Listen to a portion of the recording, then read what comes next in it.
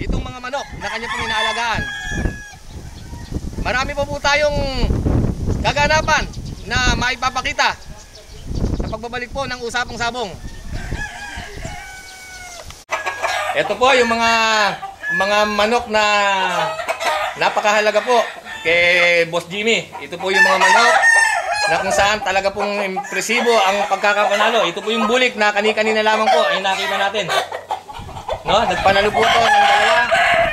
Isa sa hack fight at isa sa derby. Ito naman po, nagpanalo 2 times winner to. Ito yung Romero na tinatawag ni Boss Jimmy, na hawak po ni Boss Ruben, na nagpanalo po ng 2 beses sa derby. At hawak naman po ni nalimutan ko pangalan. Mang Lito, pasensya na po. Si Mang Lito, ito po yung 10 times na kanina lamang ay kinukunan natin. 6 na beses na nanalo sa derby. 4 sa hack fight. Minamano nyo po, iisang manok, 10 beses po nagpanalo. At ito po talaga ang malaking perang inakyat, itong manok na to. Kaya ito pong manok na ito ay napakahalaga po kay Boss Jimmy. Ito po ang mga 3 manok na mahalaga po sa kanila. Ito pong hawak-hawak nilang mga manok na talaga naman po na hanggang sa ngayon ay pinagkakaingatan po nila.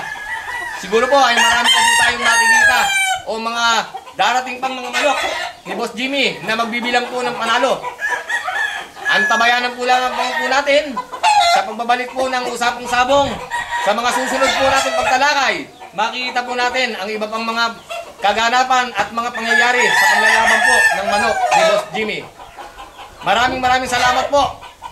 Ito po yung lingkod, si Eddie Ling Corcuera, para sa Usapang Sabong na pagtalakay.